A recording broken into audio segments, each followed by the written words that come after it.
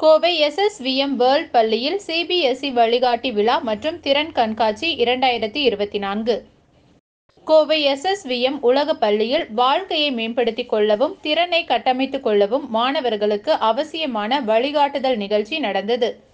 பல்வேறு சிறப்பம்சங்கள் வாய்ந்த பயனுள்ள நிகழ்வுகளை கொண்ட இந்த நிகழ்ச்சியை சிறப்பு விருந்தினராக பங்கேற்ற சி.பி.எஸ்.இ. துணை செயலாளர் சதீஷ்குமார் துவக்கி வைத்து பேசினார்.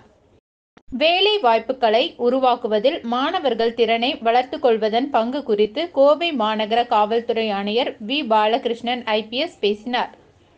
வேலைவாய்ப்பு துறை இயக்குனர் டாக்டர் பி. மஞ்சு வாழ்வியல் பரிந்துரைகளையும், சுய மதிப்பீட்டின் முக்கியத்துவம் பற்றியும் விளக்கினார்.